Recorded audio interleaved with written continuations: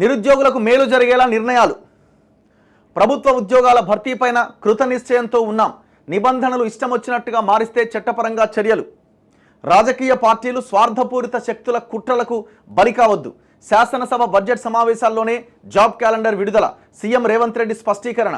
కానీ ఇప్పుడు job calendar 2 వారాల్లో విడుదలని మొన్న పెద్ద ఎత్తున పేపర్లలో లీక్ వార్తలు ఇచ్చారు కదా. మళ్ళీ ఇప్పుడు ఇది శాసనసభ సమావేశాల దాకా పోయిందా? మరి 2 వారాల్లో సమావేశాలు ఉండబోతున్నాయా? సరే, ఏదేమైనా ఈ మధ్యకాలంలో సమావేశాలు ఉండే అవకాశం ఉంది. కానీ ఎప్పుడు అది ఇంకా డిసైడ్ అయితే కాలేదు. ప్రభుత్వ ఉద్యోగాల భర్తీ విషయంలో రాష్ట్ర సర్కారు కృతనిశ్చయంతో ఉందని, తప్పకుండా నిరుద్యోగులకు మేలు జరిగేలా నిర్ణయాలు తీసుకుంటుందని ముఖ్యమంత్రి రేవంత్ రెడ్డి స్పష్టం చేశారు. కొన్ని రాజకీయ పార్టీలు స్వార్థపూరిత శక్తుల కుట్రలకు నిరుద్యోగులు బలి కావద్దని నిరుద్యోగులకు సూచించారు. పరీక్షలు జరుగుతున్న సమయంలో ఇష్టం వచ్చినట్టుగా నిబంధనలు మారిస్తే చట్టపరమైన సమస్యలు తలెత్తే అవకాశాలున్నాయని, ఈ అంశాలను పరిగణలోకి తీసుకొని ప్రభుత్వం తగు నిర్ణయం తీసుకుంటుందని హామీ ఇచ్చారు. గత ప్రభుత్వంలా తప్పు నిర్ణయాలు తీసుకుంటే నిరుద్యోగులకు న్యాయం జరగకపోగా ఇప్పుడున్న నోటిఫికేషన్లు కూడా రద్దయ్యే ప్రమాదం ఉందని అన్నారు. నిరుద్యోగుల ఆందోళన దృష్ట్యా శుక్రవారం జూబ్లీహిల్స్లోని తన నివాసంలో పలువురు నాయకులు, విద్యార్థి సంఘాల నేతలు, అధికారులతో సీఎం సమావేశం నిర్వహించారు. దాదాపు 3 గంటల పాటు జరిగిన ఈ సమావేశంలో నిరుద్యోగుల డిమాండ్లు, జరుగుతున్న ఆందోళనల గురించి సీఎం అడిగి తెలుసుకున్నారు. వెంటనే ప్రభుత్వ ప్రధాన కార్యదర్శి శాంతికుమారితో పాటుగా సంబంధిత అధికారులను పిలిపించి మాట్లాడారు. నిరుద్యోగులు లేవనెత్తిన డిమాండ్లను పరిష్కరించేందుకు ఉన్న సాధ్యాసాధ్యాలపైన చర్చించారు. గ్రూప్ 1 పరీక్షకు ఒక్కో పోస్టుకు 1:50 నిష్పత్తి చొప్పున కాకుండా 1:100 చొప్పున మెయిన్స్కు ఎంపిక చేయాలి అనే డిమాండ్ పైన ఈ సందర్భంగా సుదీర్ఘమైన చర్చ జరిగిందట. సో ఇది ప్రధానమైన డిమాండ్. 100 మందిని 50 మందిని కాదు, 1:50 కాదు, 1:100 పిలవాలి మెయిన్స్ ఎగ్జామ్కి అని అధికారులు సీఎంకు పరిస్థితులు వివరించారు. గత ప్రభుత్వం 2022లో గ్రూప్ 1 పరీక్షకు నోటిఫికేషన్ ఇవ్వగా పేపర్ల లీకేజ్, తప్పు నిర్ణయాల కారణంగా 2 సార్లు వాయిదా పడ్డది. కొత్త ప్రభుత్వం రాగానే సుప్రీంకోర్టులో దీనికి సంబంధించి ఉన్న పిటిషన్ను వెనక్కి తీసుకున్నది. పాత నోటిఫికేషన్ను రద్దు చేసి అదనంగా మరిన్ని పోస్టులతో కొత్త నోటిఫికేషన్ జారీ చేసింది. 12 ఏళ్ల తర్వాత చేపట్టిన గ్రూప్ 1 పరీక్షకు 4 లక్షల మంది అభ్యర్థులు పోటీ పడ్డారు. ఇటీవలే ప్రిలిమినరీ పరీక్షను టీజీపీఎస్సీ పగడ్బందీగా నిర్వహించింది. నోటిఫికేషన్ ప్రకారం ప్రిలిమ్స్లో మెరిట్ ఆధారంగా ఒక్కో పోస్టుకు 50 మంది చొప్పున మెయిన్స్కు ఎంపిక జరుగుతుంది. ఇప్పుడు 100 మందిని ఎంపిక చేసేలా నిబంధనలు సవరిస్తే కోర్టులు జోక్యం చేసుకునే ప్రమాదం ఉన్నది. అదే జరిగితే మొత్తం నోటిఫికేషన్ మళ్ళీ నిలిచిపోతుంది. నోటిఫికేషన్లో ఉన్న నిబంధనలు మారిస్తే న్యాయపరంగా చెల్లుబాటు కావు అని అధికారులు తెలిపారు.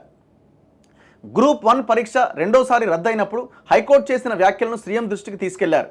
అప్పటి నోటిఫికేషన్లో ఉన్న బయోమెట్రిక్ పద్ధతిని ఎందుకు పాటించలేదనే ఏకైక కారణంతో న్యాయస్థానం పరీక్షను రద్దు చేసింది. 1999లో యూపీఎస్సీ వర్సెస్ గౌరవ్ ద్వివేది కేసులో సుప్రీంకోర్టు ఇచ్చిన తీర్పుని ఈ సందర్భంగా అధికారులు ఉదహరించారు. నోటిఫికేషన్లో పేర్కొన్న దానికంటే ఎక్కువ మందికి అవకాశం ఇస్తే ముందుగా ఉన్న వాళ్లకు అన్యాయం జరిగినట్లే అని సుప్రీంకోర్టు స్పష్టం చేసిందన్నారు. గ్రూప్ 2, గ్రూప్ 3 పోస్టుల పెంపు మీద కూడా చర్చ జరిగింది. పరీక్షల ప్రక్రియ కొనసాగుతున్న సమయంలో పోస్టులు పెంచడం కూడా నోటిఫికేషన్ను ఉల్లంఘించినట్లే అవుతుందని, అప్పుడు కూడా కోర్టులు జోక్యం చేసుకోవచ్చని సీఎం దృష్టికి తీసుకెళ్లారు. గ్రూప్ 1కు కొత్త నోటిఫికేషన్ ఇచ్చినందున పోస్టుల సంఖ్య పెంచడం సాధ్యమైంది. గ్రూప్ 2 అండ్ గ్రూప్ 3 నోటిఫికేషన్లకు అలాంటి వెసులుబాటు లేదు. గ్రూప్ 2 డిఎస్సి పరీక్షలు ఒకదాని వెంట ఒకటి ఉండడంతో అభ్యర్థులు నష్టపోతున్నారు. జూలై 17 నుంచి ఆగస్టు 5వ తేదీ వరకు డిఎస్సి పరీక్షలు ఉన్నాయని, ఆ వెంటనే 7, 8 తేదీల్లో గ్రూప్ 2 ఉండడంతో ప్రిపరేషన్కు అభ్యర్థులు ఇబ్బంది పడుతున్నారని వివరించారు. పరీక్షల తేదీల విషయంలో టీజీపీఎస్సీ విద్యాశాఖతో చర్చించి తదుపరి నిర్ణయం తీసుకుంటామని సీఎం వారికి హామీ ఇచ్చారు. అంటే ఇక్కడ కనిపిస్తున్నది ఏంటంటే గ్రూప్ 1 1:100 సాధ్యం కాదు, గ్రూప్ 2 అండ్ గ్రూప్ 3 పోస్టుల సంఖ్య పెంచడం సాధ్యం కాదు, ఓన్లీ ఒక డిఎస్సి ఎగ్జామ్ వాయిదా విషయంలో మాత్రమే కొంత ఆలోచన చేస్తున్నట్టు కనబడుతున్నది. కోర్టు చిక్కులన్నింటినీ అధిగమించి నిరుద్యోగులకు ఇచ్చిన హామీ ప్రకారం తమ ప్రభుత్వం ఇప్పటికే 28,942 ఉద్యోగ నియామకాలు చేపట్టింది. ఏళ్లకేళ్లు పెండింగ్లో ఉన్న గ్రూప్ 1, గ్రూప్ 2, గ్రూప్ 3 నియామకాలకు ఉన్న కోర్టు చిక్కుముడులన్నింటినీ అధిగమించింది. జాబ్ క్యాలెండర్ ప్రకారం పోటీ పరీక్షలు నిర్వహించి ఉద్యోగాలు భర్తీ చేసేందుకు ప్రయత్నిస్తున్నాం. శాసనసభ బడ్జెట్ సమావేశాల్లోనే చర్చించి జాబ్ క్యాలెండర్ విడుదల చేస్తామని ముఖ్యమంత్రి చెప్పారు. కేంద్ర ప్రభుత్వం చేపట్టే నియామక పరీక్షలు, వివిధ బోర్డులు నిర్వహించే పరీక్షలకు ఆటంకం లేకుండా నిరుద్యోగులకు పూర్తి న్యాయం జరిగేలా క్యాలెండర్ రూపొందిస్తాం. ఇంత కీలకంగా తమ ప్రభుత్వం నిరుద్యోగుల విషయంలో కసరత్తు చేస్తుంటే కొందరు మాత్రం తమ రాజకీయ ప్రయోజనాల కోసం నిరుద్యోగుల జీవితాలతో చెలగాటమాడుతున్నారు.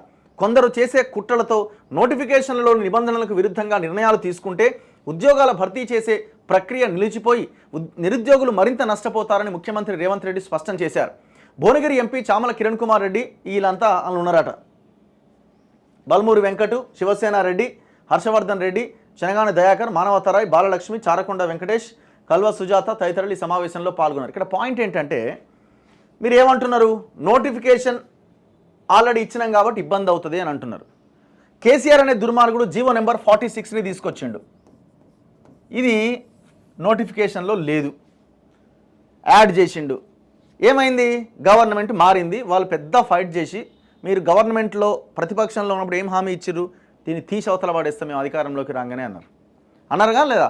ఇప్పుడు మంత్రులుగా ఉన్న వాళ్ళు కూడా వాళ్ళ ఫైట్లో పాల్గొన్నారు. ఇప్పుడు ముఖ్యమంత్రిగా ఉన్న రేవంత్ రెడ్డి కూడా వీళ్ళకి హామీ ఇచ్చిండు అన్నారు కదా. అన్న తర్వాత ఏమైంది, కోర్టుకి ఎక్కింది. కోర్టులో విషయం నడుస్తూ ఉన్నది. ఏం చేయాలి మరి మీరు? అడ్వకేట్ జనరల్ 10 సార్లు బెంచ్ మీదకి ఆ పిటిషన్ వస్తే అడ్వకేట్ జనరల్ అటెండ్ కాడు. మరి ఇక్కడ ఏమైంది మీ చిత్తశుద్ధి? అక్కడేమో గ్రూప్లో పోస్టులు పెంచండి, గ్రూప్ 2, గ్రూప్ 3 అండ్ మిగతా వాటి పోస్టులు పెంచండి అని అంటేనేమో కోర్టు కేసులు వస్తాయి, అట్లా ఇట్లా ఇబ్బంది అవుద్దని అంటున్నారు. మరి ఇప్పుడు నోటిఫికేషన్లో లేనిది, వాళ్ళు ఎగ్జామ్ రాసినప్పుడు అసలు జీవో 46 ఇదే లేనిది కేసీఆర్ తీసుకొచ్చి ఆ జీవో 46ని తెర ముందు పెట్టిండు. గ్రామీణ ప్రాంత విద్యార్థులు దీనివల్ల చాలా తీవ్రంగా నష్టపోయారు. మరి మీరు చిత్తశుద్ధి ఉన్న గవర్నమెంట్ కదా, మరి జీవో 46 మీద ఏం చేసిరు? మరి మీరు అడ్వకేట్ జనరల్ కోర్టుకు అటెండ్ అవుతలేడు. మీరు ఏమన్నారు, కోర్టు ఎట్లా చెప్తే మేము అట్లా వింటామన్నాడు. స్వయంగా ముఖ్యమంత్రి చెప్పిండు. మరి ఏమై కోర్టులో ఏమైంది, కేసు ఇన్ని రోజులు ఎందుకు అవుతున్నది? మీరు అటెండ్ అయి ఉంటే, మీరు సరిగ్గా వాదించుంటే ఈ పాటికి కేసు ఒక కొలిక్కి వచ్చేది. కనీసం భవిష్యత్తులో జరిగే ఎగ్జామ్స్కైనా ఈ జీవో 46 వల్ల ఇబ్బందులు జరగకుండా ఉండే అవకాశం ఉండేది. దీని మీద కమిటీ చేసి, ఆ కమిటీ ఏమైందో ఎటుపోయిందో. మరి అన్నింటి మీద మీరు మాట్లాడుతున్న మాటలకు అన్నింటి మీద అదే రకమైన చిత్తశుద్ధి ఉండాలా? లేదు. ఇక్కడ అనుమానం అదే కదా. మరి ఈ విషయంలో ఎందుకు రాలేదని అడుగుతారు నిరుద్యోగులు. మీరు ఇంకొక పాయింట్ చెప్తున్నారు, కొంతమంది రాజకీయాల కోసం నిరుద్యోగులను ఉసిగొల్పుతున్నారు అన్నది. మేము 100% మీ వాదనతో మేము ఏకీభవిస్తాం. నిన్న మొన్న ఒకరిద్దరు వ్యక్తుల మీద ట్రోల్స్ జరుగుతున్నాయి. వాళ్ళందరూ గతంలో గ్రూప్ 1 లీకేజ్ టైంలో కేటీఆర్ ఒక 50 మందిని పెట్టుకొని ఏదో డిబేట్ పెట్టిండు, ఓ డ్రామా ఆడిండు. ఆ డ్రామాలో వీళ్ళంతా భాగస్వాములుగా ఉన్నారు ఒకరిద్దరు. పాప నిరుద్యోగుల దాంట్లో వాళ్ళు కలిసిపోయి వాళ్ళు నినాదాలు ఇచ్చి వాళ్ళు ఏదో హైప్ చేయడం వల్ల ఆ మీడియాలో వాళ్ళు హైలైట్ అవుతున్నారు. ఇప్పుడున్న వీళ్ళు ఏం చేస్తున్నారు, వాళ్ళని ట్రోల్ చేసి ఇగో వీళ్ళిద్దరు దొంగలు ఉన్నారు, ఇంట్లో వీళ్ళు 3 దొంగలు ఉన్నారు, వీళ్ళంతా బీఆర్ఎస్ గతంలో కేటీఆర్తో ఇన్వాల్వ్ అయి ఉన్నారని. ఇక్కడ పాపం ఆ నిరుద్యోగుల అమాయకులు వాళ్ళకి తెలియదు వీళ్ళు ఉన్నారని. కొంతమంది ఏమో వాళ్ళతో కలిపి వెళ్తూ ఉన్నారు. ఇది చాలా ప్రమాదకరమని మేము ముందు నుంచి చెప్తున్నాం. ఇప్పుడు ఏమైపోయింది, మొత్తం ఓవరాల్గా ప్రజలు చూసేటప్పుడు అరే అరే వీళ్ళు అంతా దొంగలు ఉన్నారా, ఇదంతా చేసే వాళ్ళంతా బీఆర్ఎస్ చేయిస్తుందనే కాడికి పోయింది. ఆ పరిస్థితి రాకుండా చూసుకోవాల్సిన బాధ్యత ఇప్పుడు ఎవరైతే నిరుద్యోగుల పక్షాన ఉండి లీడ్ చేస్తున్నారో వాళ్ళ మీద ఉన్నది. ఇంకొంతమంది అయితే ఈయనకంటే ఆయనే నయం, ఈ డ్రామాలు బంద్, ఈ వాదన, ఈ చెత్త ఆర్గ్యుమెంట్ని పక్కన పెట్టండి దయచేసి. సరే, అది ఇంకొక సబ్జెక్ట్. సో ఈ గవర్నమెంట్కి ఉన్న చిత్తశుద్ధి మీద మనం మాట్లాడుతున్నాం. జీవో 46 మీద అదే కోర్టు కేసు ఉంది, దాని మీద మీరు చిత్తశుద్ధితో పనిచేయట్లే. గ్రూప్ 2, గ్రూప్ 3 అండ్ మిగతా పోస్టుల విషయానికి వచ్చేసరికి మీకు కోర్టులో ఇబ్బంది వస్తాయని చెప్తా ఉన్నారు. ఎట్లా ఇది? సో దయచేసి గవర్నమెంట్ అన్ని విషయాల్లో ఒకే రకంగా ఉండాల్సిన అవసరం ఉన్నది. అండ్ ఇంకొక విషయం ఏంటంటే, యూపీఎస్సీ జాబ్ క్యాలెండర్ రిలీజ్ చేసింది. వాళ్ళు ఎలక్షన్ కోడ్ ఉంది, 7 నెలల సమయం కావాలని వాళ్ళు ఏం వెయిట్ చేయలేదే. UPSC year job calendar every year వస్తుంది. యూపీఎస్సీ ఆల్రెడీ వచ్చేసింది. మీరు ఎలక్షన్స్కి ముందు ప్రకటించారు కదా, బిఫోర్ ఎలక్షనే మొత్తం లెక్కలతో సహా డేట్లు వేసారు కదా. మీరు అధికారంలోకి రాగానే ఇమ్మీడియట్ 1 మంత్ లోపే అధికారులని మొత్తం టీజీపీఎస్సీకి ఆర్డర్స్ ఇచ్చి ఇమ్మీడియట్గా అయిపోవాలా, ఒక నెల రోజుల లోపు. అంటే ఎలక్షన్స్ బిఫోరే నోటిఫికేషన్ వచ్చి ఉండేది కాదా? అదే యూపీఎస్సీ నోటిఫికేషన్ వచ్చినప్పుడే వాళ్ళు రిలీజ్ చేయగానే ఇమీడియట్గా మీరు రిలీజ్ చేస్తే అయిపోతుండే కదా.